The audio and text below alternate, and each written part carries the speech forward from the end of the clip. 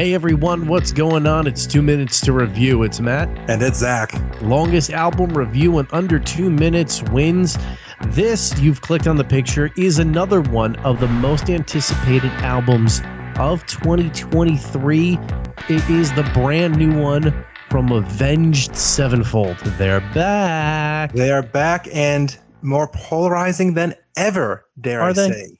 Well, it's a bold statement to claim because, and this is coming from someone who loves the band's catalog, who has been following the band since Sounding of the Seventh Trumpet, their first album, and actually even the singles before that, like Second Heartbeat, which wasn't released until Wake in the Fallen. I still remember in middle school, a friend of mine handing me off that single and just being hooked. And I have Zach got on the bootleg tapes. One of the, bootleg Zach. They're definitely a band that with each album and with each of their attempts to try to reach a wider audience, definitely, I don't want to use the word alienates, but definitely rubs certain people the wrong way. Some of them are fans who felt that they've gone too far away from their metalcore roots, and some who just have never gotten the appeal of Avenged Sevenfold. We've even discussed attempting to do an Am I Missing Something episode on Avenged Sevenfold. But they still have a very large diehard fan base. I mean, they're definitely one of those bands that makes it so clear. I don't want to say they want to be the next Metallica, but they are trying to position themselves so they are the next big arena headliner in hard rock and metal. And with Life is But a Dream, they made it very clear right off the gate, even before they released the first single, Nobody, that's like, guys, buckle up. It's going to get weird. Like, they made it clear that they were going to go in a lot of different directions and incorporate a lot of different elements. But I digress. I'm getting ahead of myself here. We don't want to reveal too much of what we thought. As Matt mentioned, we're both going to try to give the longest review in under 2 minutes. Whoever actually achieves that, the Vegas odds are not in my favor, I'll admit. You're damn right. If we were in backcountry, I would definitely not be having the upper hand here. I'll admit it. But I've got the strength of the world. Oh, nice one. We'll see who gives the longest review, and whoever does wins. Yeah, maybe I will win. Maybe I'll beat the odds, and against all critical acclaim, I'll just come out and be like, whoo-hoo, I won. And then I'll win, and you can just hail to the king. Oh, that was almost easy. This game has been a nightmare for you. I'm not insane. I know that's not a song title, but it's part of Almost Easy, and I think it fits here anyway. All right, on to chapter 4. Let's go. All right. A quick special shout out to Lucky 13 Beard Co. Log on to Lucky13, the number beardco.com. If you've ever wanted to try a beard balm or oil before, but you've just been like, I don't know. Well, this is your time to try it because first off, we're giving you 10% off of your entire order with the guys at Lucky13. You're going to use the code EFP10 at checkout and get 10% off of your entire order. Throw anything in the cart, you get 10% off, including our own beard oil with them, the Lemmy. It's a tribute to Lemmy from Motorhead. It smells like bourbon, tobacco, cola, and leather. It is amazing. It's probably one of the best beard oils I've ever smelled, and it's not just because it's ours, but because the guys over at Lucky 13 are just that damn good when it comes to their scents. So give them a try. Any beard balm or oil in your cart, use the code EFP10 at checkout, 10% off your entire order. Lucky13, the number beardco.com. And stick around toward the end of the episode to find out how you can support us and our podcast even further. Cough merch. Matt. Zach. I'm going to shock you. You want me to go first? I'm going to let you go first. Oh, damn. Okay. I know. I'm being a gentleman here. Well, here we go. I was going to be a beast and a harlot, but no, I'm going to let you go first. Oh, you're just sassy now. Welcome to the family. Anyway, are you ready? 3, 2, 1, go. Do not go into this album thinking of Avenged Sevenfold. That is going to be your biggest mistake going into this. This should have been a completely different project than anything that they have named Avenged Sevenfold so far or gone underneath that band name, because none of this, outside of a few guitar riffs and Master Shadow's vocals just being Avenged Sevenfold, that's it. There is nothing else about this album that screams Avenged Sevenfold. There's a lot of albums that kind of come to mind when I started listening to this. Some of them that I will compare this to is Chinese Democracy, Lulu, California from Mr. Bungle. You can pick a Fish album and insert it here. Dark Side of the Moon, Random Access Memories, Pet Sounds from the Beach Boys. There are a ton of albums that I feel that they drew inspiration from, and none of it works. It is in too many different directions, and it is too polarizing because they go underneath Avenged Sevenfold. If you tried somewhere else to maybe say, okay, maybe this is a different project or a different band and, they're trying to do a different thing, maybe it might work. But I still don't even think that would be enough. There are so many flaws with the vocals in this entire album.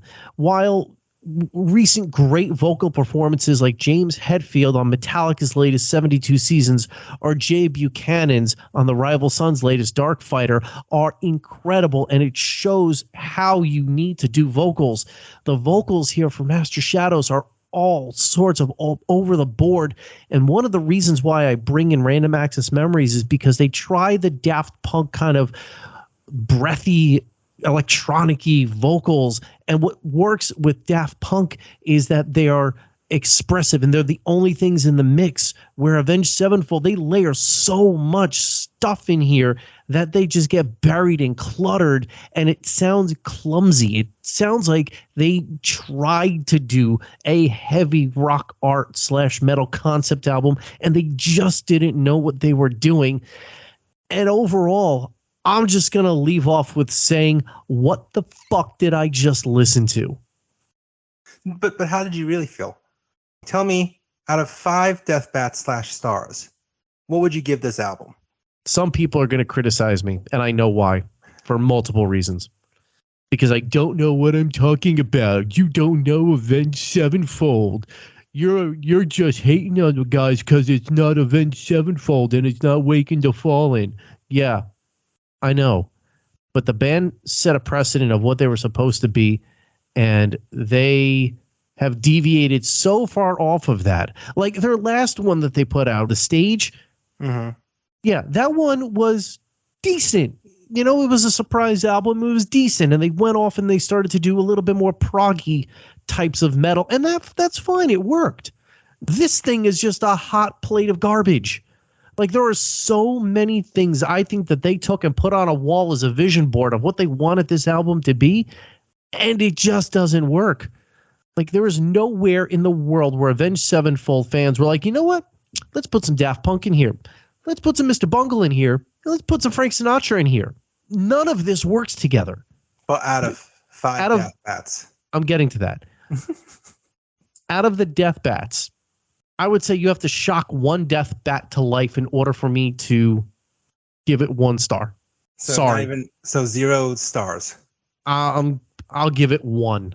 You'll give it 1. It is, to me, it's too far off the rails.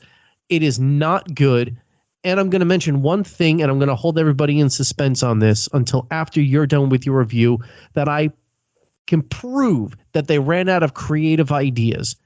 We'll save it, because I have some opinions too. I digress. Count me down. I want to get into this. You sure you're ready? Oh, I'm ready. 3, 2, 1, go. So M. Shadows recently admitted that he and Sinister Gates were heavily inspired by psychedelic drugs while making Life is But a Dream. Well, this album may be the best PSA for why you should never do psychedelic drugs, or how no good can come out of doing psychedelic drugs. Cosmic is the only song that I think is well done and well thought out. And finding band treading some new waters with some actual success. And listen, I'll admit, a song like Nobody, initially when that first single came out, I was like, ugh, and it slowly grows on me. But the rest of the album is frankly a mess. Most of the time, the band doesn't even sound like they're in the same room, let alone on the same page. It's as if they were all on different drug binges, came together after their individual 24-hour drug binges, and then rushed to record something within 30 minutes. I mean, I can easily imagine a scenario where, after spending 20 minutes screaming into the microphone while recording We Love You, suddenly M. Shadows turns to his bandmates and goes, wait, have you guys been here the whole time? when did you get back into town? And when they do produce interesting moments, or at least some moments in the songs that have potential, they ultimately fall flat because of really bad production or just frustratingly go nowhere. And I think the best example of this is with the songs G, Death, or G, Ordinary, and Death. Potential in those songs, weird as they are. And you think, okay, this is going somewhere. And then suddenly they just end. It's like, what? Wait, what? No, gah. Or just really terrible production. The band keeps saying they want to push boundaries, but this album's production and song structure is so lazy and just poor that it makes me wonder if they merely just want credit for knowing Mr. Bungle. It's probably the first time I can hear a band patting themselves on the back than actually hearing the music itself. All right, we've got a time. How many illustrious death bats would you like to give this album? Out of 5 stars / death bats, even 2 stars is being really too generous. And I do this because here's the thing. Before all the, like you started to imitate, before all of the fans and the Avenged Sevenfold army come out to try to bash me for being too critical that they're not sounding like Wake and the Fallen, I get it. I get why. It's been 20 years since Wake and the Fallen came out. Sorry, Matt. Sorry to make you feel old. I get why they're not the same sounding band. I don't want them to be that same band. I liked how they evolved with City of Evil. It's still one of my favorite albums. I even liked how this self-titled album went a little bit more commercial, but still evolved. Nightmare, an amazing comeback after the Rev passed away. The thing about this band is that since Hail to the King, I constantly get frustrated with their decisions, both from a promotional or business standpoint with some of the way they decide to do tours or just the way that they decide to promote an album, to even just the musical choices, how there's certain elements, and this is a great example of this whole album where you had some cool moments that could be cool, like even the single Nobody, some interesting moments that is like, if you just did a better job of the production, or if you just maybe used real horns instead of a clearly piss poor laptop garage band setup, it just would be so much better. It's almost as if the band is all talk. As a fan who's been with them since day one, it's frustrating to see them just kind of half-ass it. For all the talk of them trying to push boundaries, this is just a half-assed attempt at trying to be creative or trying to come off as if they're weird and that they are the next prog gods. Or I know I kind of am rambling here, but I'm frustrated by this band. I'm frustrated. Absolutely. Absolutely. And I remember listening and thinking to myself, do you ever see the movie Walk Hard, the Dewey Cox story? Love that movie. One of the best comedy spoofs that does not get enough credit. Okay. So do you remember the scene in the movie toward the end where he kind of goes off on his like Axel binge and he gets like the African tribesmen to come into the studio? Brian Wilson period. Yeah. They're making classic. Yeah. That's what I pictured this entire album to be. But either play even learn how to play the theremin or get the fuck out. Exactly. And there has to have been something else besides, like, psychedelic drugs are going to take you so far. Like, before the psychedelic drugs, what made you think that this was a good idea? Or if you were done on the psychedelic drugs and you listened back to what you just did, what makes you think it's a good idea to release this? I can't imagine.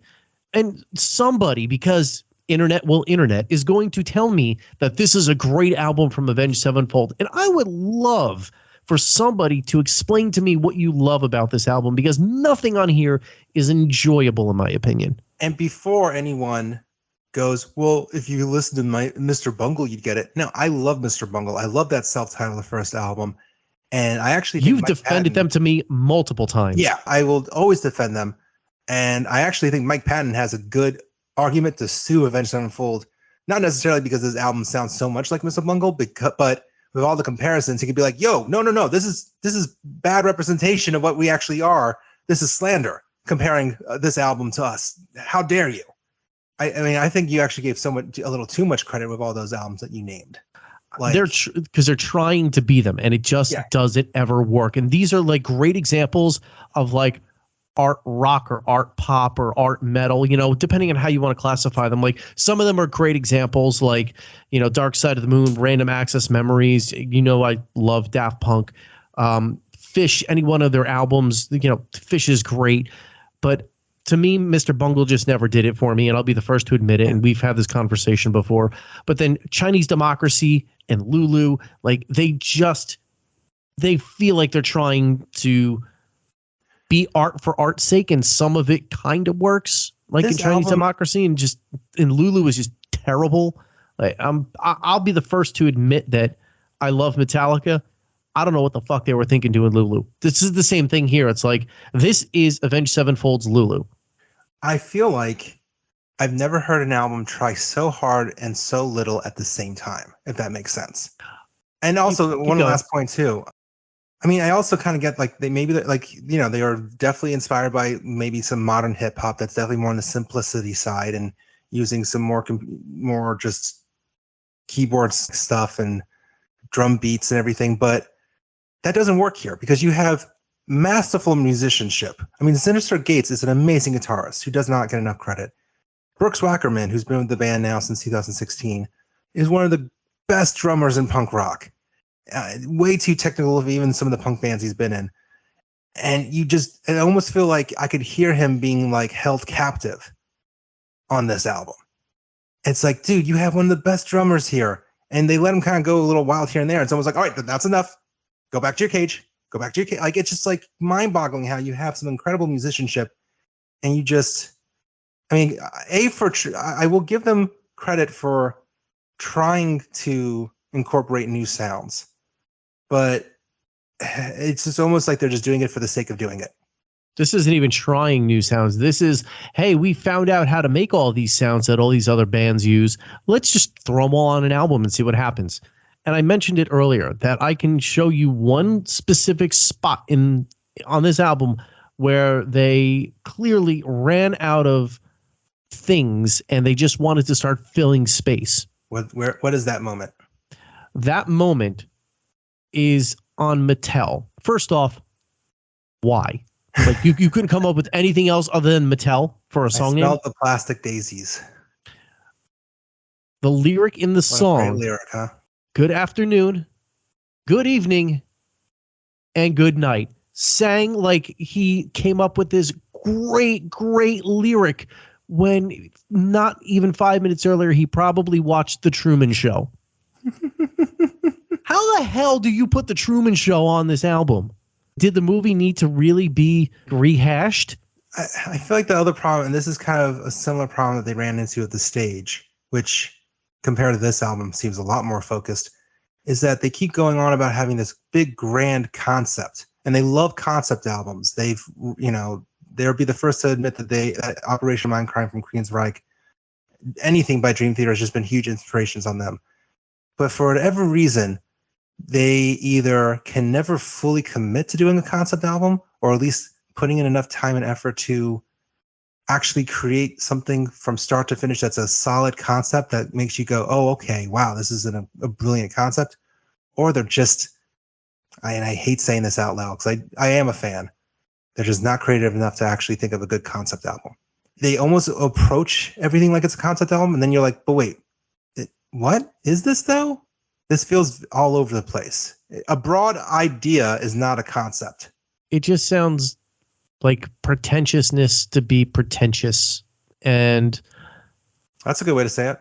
Avenged Sevenfold, however you've defended them over the years, because their first, I think, foray into being pretentious was Hail to the King and trying to sound like the Black Album. Yeah. Okay. I mean, I love Avenged Sevenfold, but to me, when you had two songs that literally, I mean, This Means War, as much as it's catchy, it's like, this is sad but true. This is literally a ripoff, sad but true. And even, why am I blanking on the first track? Shepherds of Fire. Okay, you kind of rearranged Enter Sandman to be slightly different. I think Metal Sucks did a great job at like going, all right, so this is the 90s metal song that this sounds like. This is this is the one that this is ripping off here. Hail to the King title track. That's an AC/DC song from Thunderstruck. Like literally, you not even like, oh, they sound like these bands. Like, no, this is the song that they basically said, let's recreate this and maybe add a little twist. And now they took all of the sounds of every I guess, inspiring art rock / metal band, put them in a blender and spit them out onto an album. And this is what they came out with. And I don't even know how I still have words for this anymore. The one thing I will defend this album with is I would love to actually hear this album better produced. I don't think that saves it. This is just a poorly produced album. Sorry to the band and sorry Joe Barresi, who's worked with Tool, I think Mastodon too, Queens of the Stone Age. I mean, he's worked with a lot of awesome bands. But sorry, this is like, we need a better production team here. Granted, I don't know if it's really, if this was Avenged Sevenfold and they just had Joe kind of in the background saying, yeah, that's fine. Or if Joe really was like a ghostwriter and did everything and made the band think they were doing things. I'm thinking the former because the first one. Because this is just, I think the biggest flaw here is the production, more so than even the ideas that they're trying to incorporate or even the songs themselves. I think it's just a lazy sounding album. Lazy? No. Pretentious for being pretentious. That's I think the way you said it. It's not lazy because you had to put in a lot of damn work to sound this bad. And I'll put it to you like this. I feel as though if it comes out that half the band wasn't even in the studio and this really was just M Shadows and Sinister Gates creating something and maybe Brooks came in to do a few drum fills, it wouldn't surprise me. Yeah, that sounds about right. Because this is the one thing that you can never take away from Avenged Sevenfold's past work is that they've at least sounded like a band. This does not sound like a band. No. This sounds like noise. And I now kind of understand the picture that they put out with the women holding the band members' pictures in the frames above their body. Like, I understand why that's a thing now, but I never pictured that would be a thing for Avenged Sevenfold. A. B, I feel like it's been done before, and I just can't put my finger on where it is. I want to say it's like Rammstein that did something similar. That's the other thing that's frustrating about being an Avenged Sevenfold. Like, I feel like the past 10 years, it's been exhausting trying to defend them to the point that I've kind of given up. Like, Hail to the King was pretty much my breaking point. I'm like, I can't defend these guys anymore. They're just literally, I mean, even the Death Bat logo, you'll have fans being like, well, that's a ripoff of Overkill's logo. Like, for a band that on those first 4 or 5 albums really did a great job at kind of blending in interesting music, they've always had an issue with creating interesting, unique concept artwork. And whether it's either come off really piss poor or they just revert back to the old Death Bat logo that could have been mistaken for any other album cover. But even the stage and all of it is like, oh, this is going to be an album that we'll end up adding songs over time to. It's like, no, it's just you ended up recording covers that you released on YouTube and then a year later you released a deluxe edition with those 5 covers. That's not evolving an album. I get them wanting to do a surprise drop album and trying to be the first hard rock band to do so with the stage. But even just the way that like you were able to perform on top of Capitol Records' iconic building in Los Angeles, instead of just focusing on new material and then going, you liked what you heard? Here it is in its entirety. You played, I think, the stage maybe, and then you played a bunch of Hail to the King songs and then surprise released it. To me, it just was mind-boggling. It's like, why did you focus so much on a song like Goddamn instead of a song like Creating God, which actually could have been a huge radio hit compared to that god-awful goddamn song? And then why didn't you do at least another song or two? Like, there's just, they could have done so much better of a rollout. So, and this is me going down a rabbit hole, not really related to Life is But a Dream, but I just kind of end up seeing similarities here. It's like, you came so close. And if you literally just made a pivot into one direction, you could have done something better. And it's tiring and frustrating to try to defend Avenged Sevenfold when they just clearly don't care. I mean, I would agree with you. And I kind of know where you're going because I feel like I defended Metallica for years when they were going through, and some people still would argue that they might be going through the same shit that they've been going through for the last 20 years with, Saint Anger and, anything onward from Saint Anger. But yeah, I get it. And there's so many points in their career, and I'm just going to point one out where a concept actually works. people are going to criticize me probably for going back to Waking the Fallen, but I Won't See You Tonight Part 1 and Part 2. It's about, well, dealing with the sadness of suicide and then somebody going mad. That's a great concept. Those two songs are just brilliant together also. The way that you see the extremes. Mm-hmm. It's a great concept. And even, I mean, again, showing their involvedness.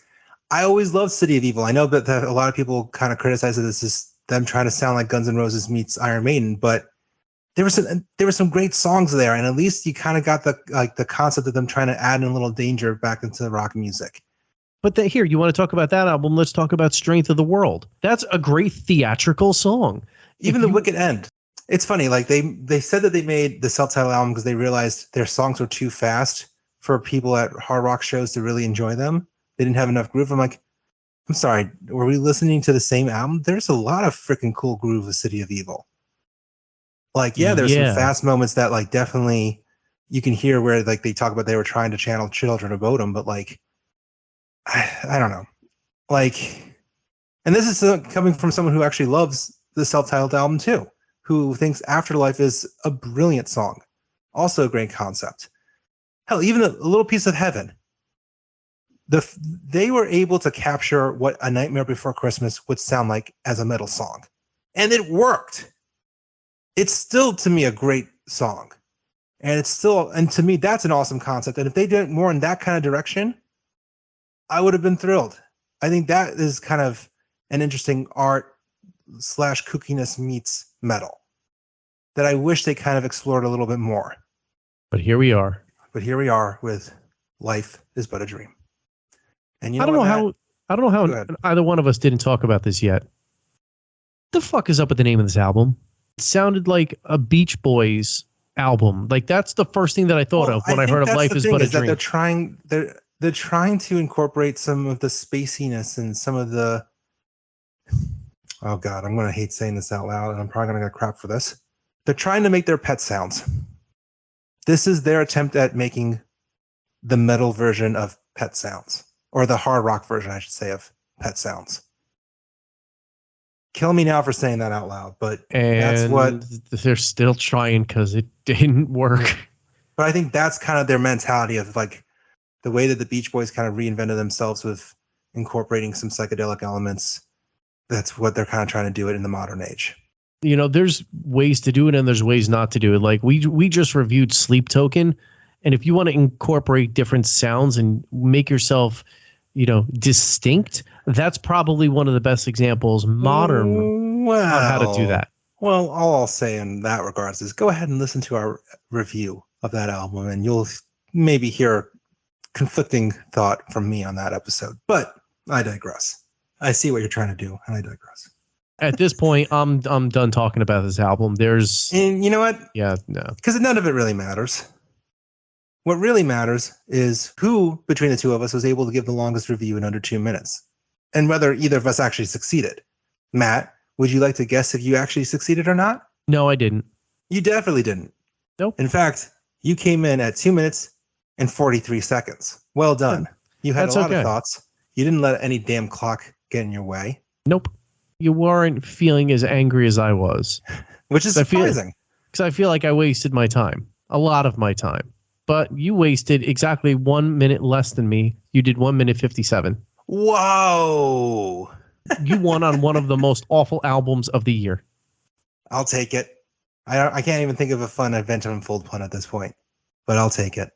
Do you agree with us? I have a feeling a lot of you who are listening are going to be very angry and going to be very vocal about your anger towards us. Or you might say, hail to the king that is known as Zach and Matt. Yeah, there you go. Kind of a forced pun, whatever. You might agree with us. Either way, let us know what you think of Avenged Sevenfold's Life is But a Dream on Facebook, Twitter, Instagram, at Epic Footnote. Comment the heck out of anything you see of ours and let us know what you really think. And also subscribe to our YouTube channel. You're going to hear a lot more reviews like this, some videos. Again, comment the heck out of us. We want to actually know what you think of this album. Are we missing something here? Maybe we are, but let us know. Thank you for listening. thank you also, once again, to Lucky 13 Beard Co. That's right. Just log on to lucky13beardco.com. Don't forget to use our code EFP10 at checkout. 10% off of your entire order. Anything in the cart, all the beard balms and oils they've got, including our own, the Lemmy Bourbon Tobacco Cola in leather. You're going to smell epic and get 10% off. Use the code EFP10 at checkout. Lucky13beardco.com. And if you still like us or don't hate us enough after we just trashed one of your favorite bands, sorry for those death bats out there who love Avenged Sevenfold. If you want to still support us, as I teased earlier, go to our Linktree page where you'll find a link to our merch website. You'll find hats, t-shirts, coffee mugs, hoodies, stickers with our lovely little logo on it. Support us by buying that, also just by wearing it as well, letting some of your friends know that, yeah, you have interesting taste in music podcasts. We really appreciate your support. And either way, just thank you for listening. Make sure you like us on all of those socials, as well as TikTok. How could I have forgotten TikTok, the coolest social media platform out there? Follow us, like us. It really goes a long way to supporting us. Thanks so much for listening, and we hope that we didn't disappoint you too much from joining us for another future episode real soon. Remember that song Nightmare? Yeah, it was about this. Ow!